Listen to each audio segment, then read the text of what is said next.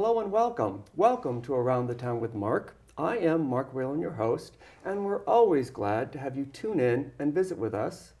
Well, you can see I'm not wearing my usual blue shirt, but rather this bright red shirt. Red, of course, is a traditional color for the holiday season. And the holiday seasons are all about traditions, worldwide traditions, and traditions of your own. Well, today's show, we're going to be talking about traditions of Christmas past, particularly seen from the Avery Copp House Museum. Allow me to introduce my guest, who is Leslie Evans, the director of the Avery Copp House Museum. Leslie, welcome to Around the Town with Mark. Well, thank you, Mark. It's a pleasure to be here visiting with you again. Yes, well, we're thrilled to have you back as a guest. Please just give us a little bit of information again for our viewers about where and what the Avery Copp House is. Well, the Avery Copp House is a historic house museum located on Thames Street, right along the riverside in Groton. And we are open for guided tours during the summer season, and we have a regular array of programming throughout the year, including around Christmas time. And information on where our viewers can find the events at the Avery Copp House Museum? Well, they can go on our website, averycopphouse.org. Right there on our They screen, can everyone. telephone us, and they can stop by if they like. They can email us as well, and all that contact information is available right on our website. Wonderful. Everyone, please take a note of that website, because there's a lot of wonderful activities that take place at this museum all year round. And as you can all see, we have a beautiful display of all kinds of fascinating Christmas objects that go back many, many years. Leslie, please start showing us. Let's have some show and tell. I will. I'll give you some show and tell. And most of the things I brought today date from the Victorian era up until World War II. But just for a little bit background on Christmas, how it was practiced here in New England.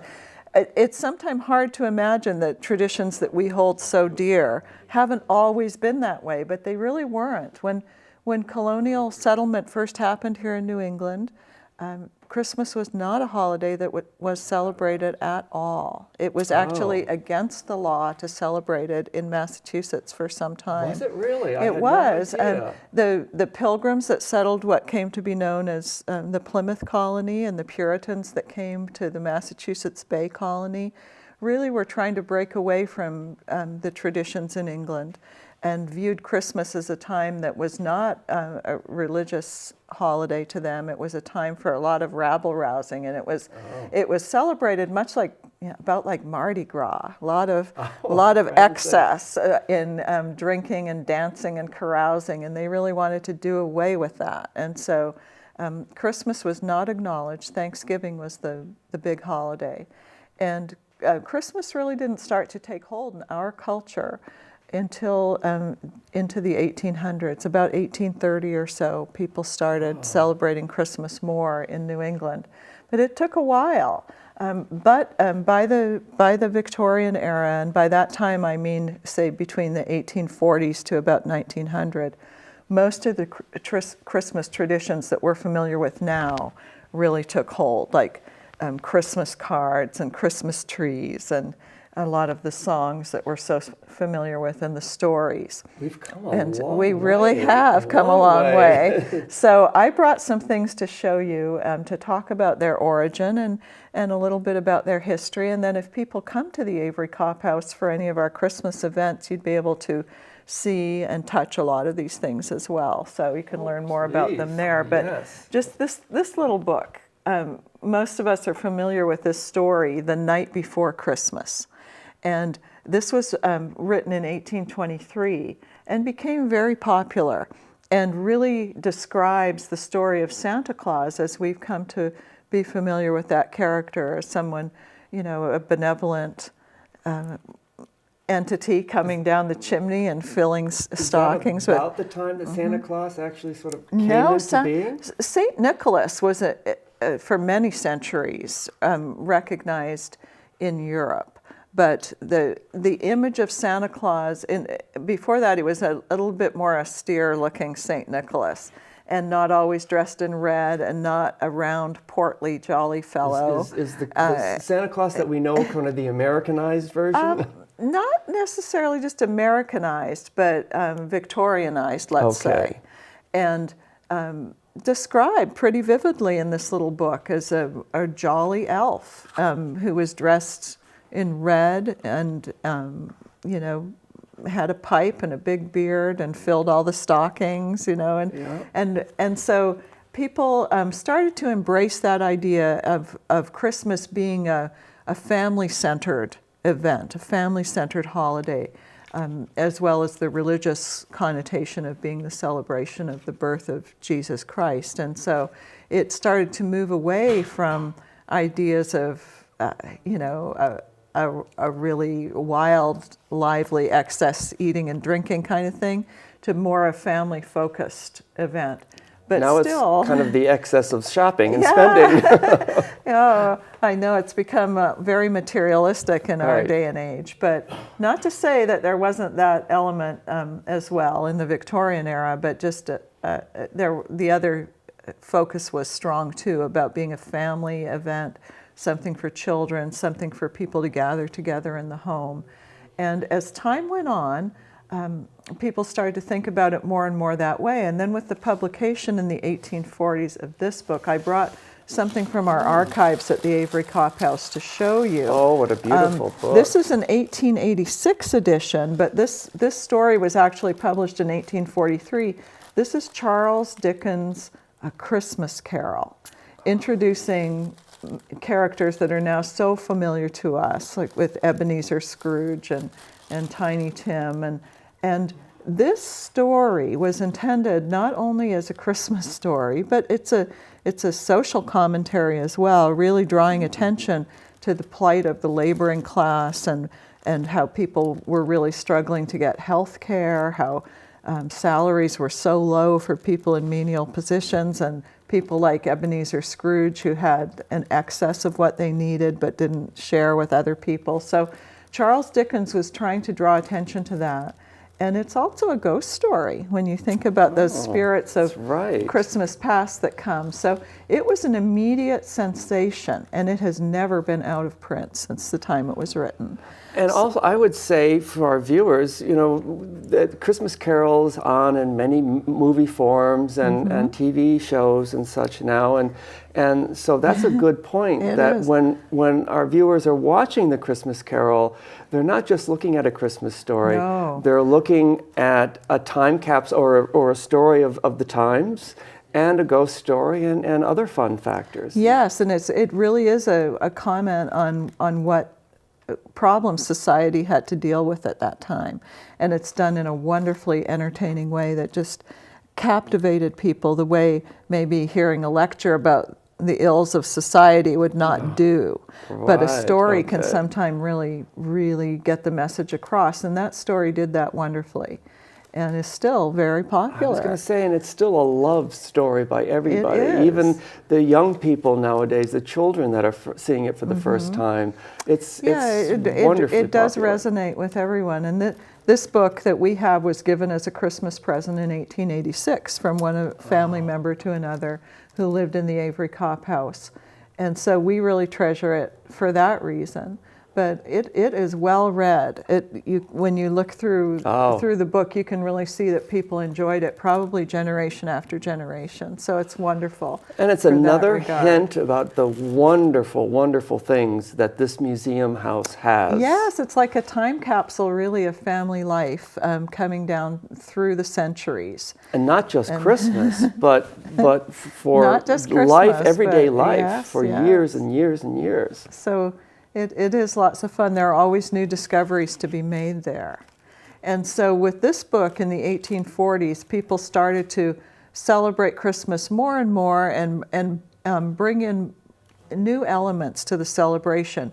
Queen Victoria introduced a lot of new traditions for Christmas she had married a man who was from Germany, and he brought with him the tradition of the Christmas tree. Oh. And so in those days, what royalty did, other people tried to emulate on a much smaller scale many times, but But these fads took hold, and people wanted a Christmas tree, and they would at first not have a big Christmas tree like we tend to see now, but one that would be small enough to sit on a table, like this one that I brought a sample of here is a tabletop sized tree. And that would have been what people would have, and they would decorate it initially with toys that they might tie on there that were intended to be gifts later, or nuts and fruit and other edible things would go there, and maybe natural things, decorations made out of pine cones. But then, as the 19th century progressed, things started to come on the market, also from Germany, that were much more elaborate. Like I brought with me to show you, this is a tree topper. Oh, that's beautiful. Glass made in Germany, probably about 1900. Oh, and wow. So people could now buy, if you could afford it, these beautiful blown glass ornaments, and people really coveted those. That brought the sparkle into Christmas, doesn't it? And you can imagine that. That's before electricity, so any sparkle that it was reflecting would have been from candlelight or gaslight, and people did light their Christmas trees with candles. Despite, we think of, well, wasn't that a fire hazard? Well, it certainly could be if the tree was dried out or if the candles were left unattended, but it was really beautiful to look at, and people would look forward to, someone would go in the room and light all the candles, and then the other people would come in and see it in its finery on Christmas Eve, and that would be really something to look forward to. If you couldn't afford these kinds of decorations, though, people would decorate with strings of popcorn or cranberries, simple things like that they could put on their Christmas tree. I used to do that when I was a little kid. We used to make strings of popcorn. It would take forever, and your fingers were always greasy. It takes a long time. The good old Jiffy Pop popcorn back then. I'm dating myself. But. And then people would start to hang sugar plums. They were called like candies on trees, candy canes when they became available. So a lot of these things that we really associate with Christmas now came to us in the Victorian era and have stayed and then been elaborated upon. Christmas trees have gotten bigger and ornaments have gotten more prolific. Gifts have certainly, the expectation of what kind of gifts you're going to get have expanded tremendously. And all the wrappings and the Christmas cards, but a lot and the of big those feast, traditions are the those same. things. You can still do those same things. You can still go to a fairly traditional Christmas party or go see a production of A Christmas Carol. And a lot of the songs we listen to are old songs. And you have an event coming up at the Avery Copp House. Let's talk a little bit about that wonderful event. We have two events coming up. We have a free Christmas community open house that we have every year. And so that is an opportunity for people to come to visit the house. That's on this coming Sunday, actually. December 11th from 4 to 6. It's free, 4 to 6 p.m. this coming Sunday. And you can explore the house at your own pace. There will be people stationed in different rooms to answer questions for you, but you can just explore it and spend time in the rooms that really intrigue you. We'll have old-fashioned toys for children to be able to play with, and we'll have music, and we'll have lots of refreshments and Christmas cookies and all kinds of treats to try.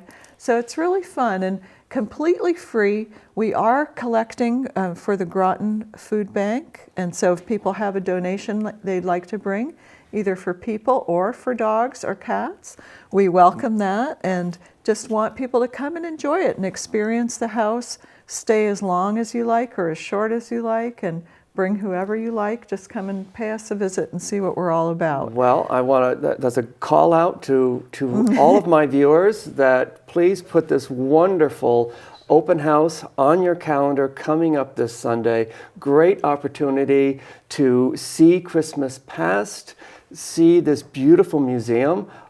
Please, and of course, bring a gift. Bring something for the food bank. That would be wonderful. That would be, and it's just fun to come and just see what we're all about there. And then a bit more formal event, we do also have every year a production of what's called parlor theater, as would have been practiced in the Victorian era, where people might have a performer, or maybe they knew someone who was good at performing, come into their home and they would set up an arrangement in their parlor, and their friends and family would come in and watch it. And we have a wonderful actress named Jennifer Emerson, who is not only a talented performer but also a Dickens scholar. And she performs a one-person production of A Christmas Carol, where she has different voices for all the characters and props she uses. And she really brings this book to life in the way that Charles Dickens would have done when he traveled around and gave readings of that book. And so for that event, you do need to reserve a spot for it because, of course, our parlor is limited in size, but it's really fun if you want to try and see what an intimate theater experience in a historic house would have been like. That's a chance to do that. And that is next Friday and Saturday. And what time are these events? The shows are at 6 o'clock. Okay, and the event this Sunday again? 4 to 6 this Sunday for the free open house. And it's good to make mention that there is plenty of ample free parking all around the area of Thames Street where the Avery Copp House is. And you know, it's right down there near sort of like the Puffin's restaurant area. Plenty of parking. No excuse not to go. Well, we hope people will come, and when you do come, you'll see not only Victorian, but because the house was lived in for a long time after that, we do represent World War II as well, and what that would have been like in Groton. And people did have all these Christmas traditions, but they were also limited by wartime. For instance, there was a very strict blackout regulation for New London Harbor because of fear of attack from enemy aircraft or submarines. They didn't want the lights of the city to show at night.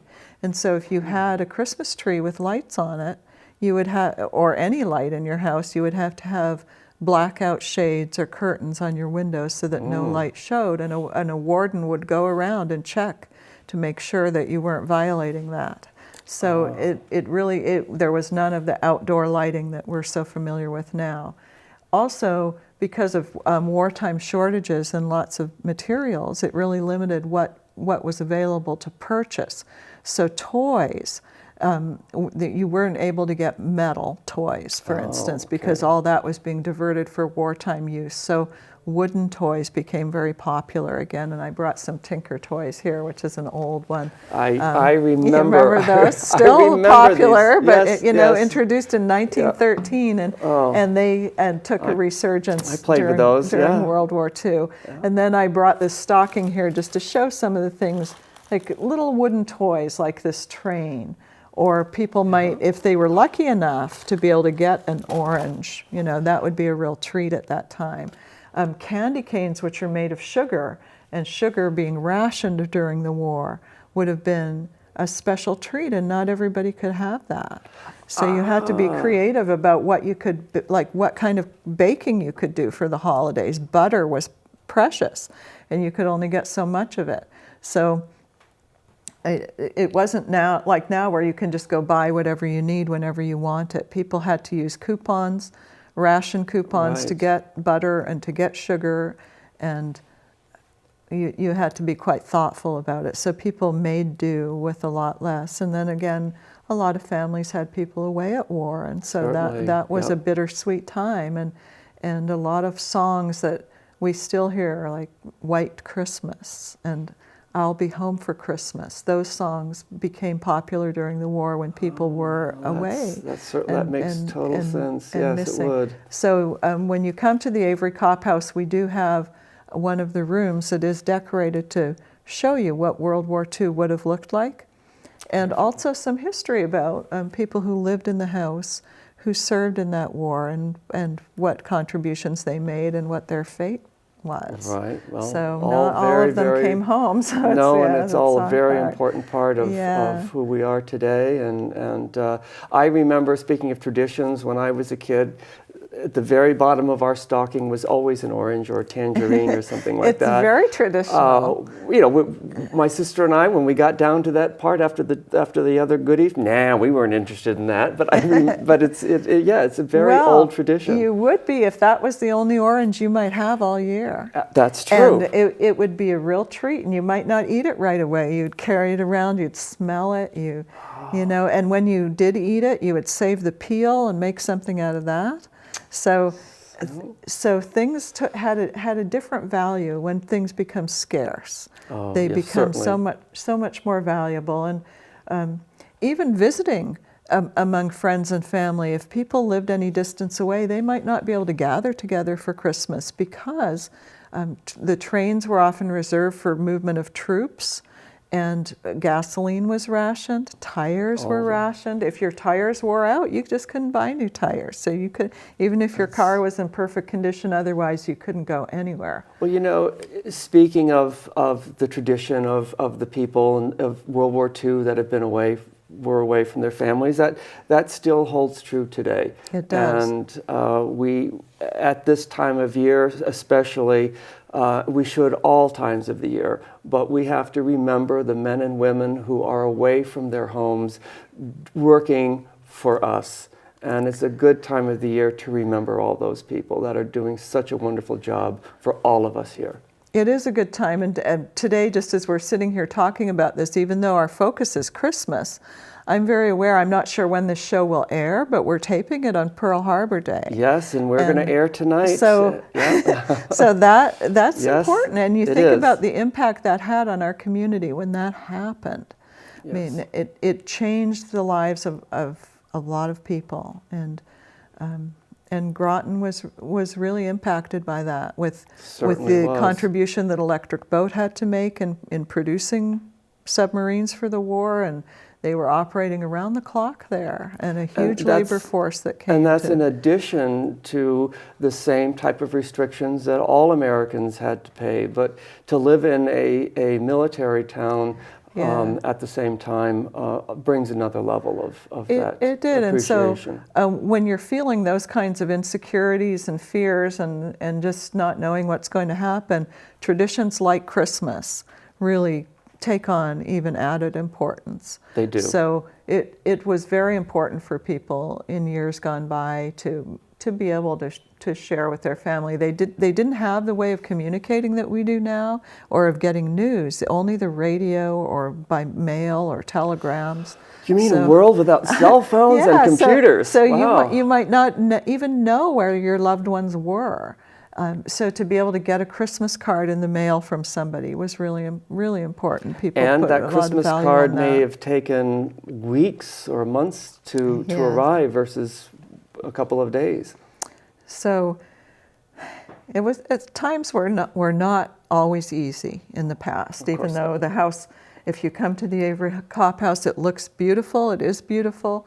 It's wonderful to reflect on all these lovely traditions, but not to forget the joys and sorrows that people experienced then as well as now. So, all those things are very important, and it's again another reason to visit the Avery Copp House Museum to see all of this rich history. Oh, I hope people will. I hope they'll come, and even our Christmas goodies are from historic recipes, so you can have a true, real taste of history when you come there. Oh, so coming in this Sunday, everyone, Sunday, 4 to also 6. want to taste some Victorian era goodies.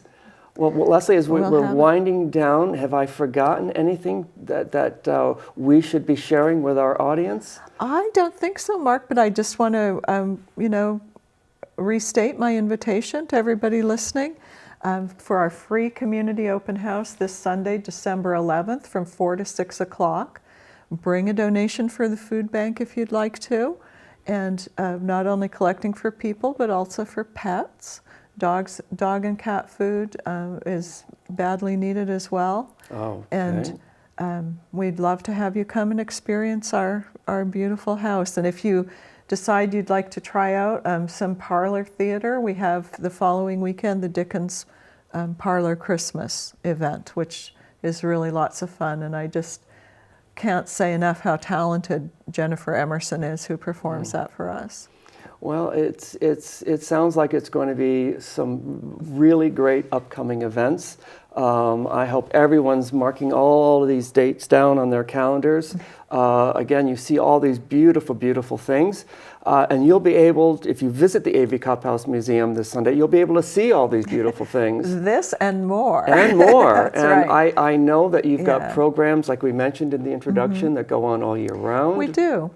And again, look on that website, give it a call, social media, find out what you've got going on for the rest of the year. And then, of course, your season starts again. Well, our tour season starts around Memorial Day, so Okay. in May. But we are open for special group tours by request all the time. Oh, so if wonderful. people have a group that would like to come, or a special event that they'd like to attend, we do that year round. Oh, well, that's very, very, very good to know. And people can do, if you have group tours, of course, they would want to make a reservation ahead of time. Yes, they need to make a reservation for that, and we're happy to accommodate. And are those also free for groups to do, or do you ask for a donation? They're not.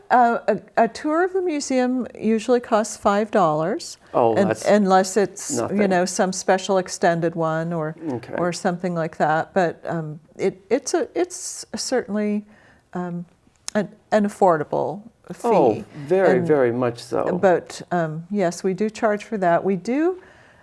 We have to charge for some things, because we are a small nonprofit organization, and we're always tasked with making ends meet. And, of course. But all the funds that we do take in go towards our historic preservation efforts and our museum education, so people can know that they're supporting a good cause there. Well, wonderful. It is a good cause. It really is. Well, Leslie, I want to thank you for being my guest today on Around the Town with Mark. My pleasure. I want to thank you for sharing all these wonderful, wonderful things with us. There's so much more that we could be talking about. It's such a rich museum. But again, thank you for sharing all of this with us today. You're most welcome. I truly appreciate it.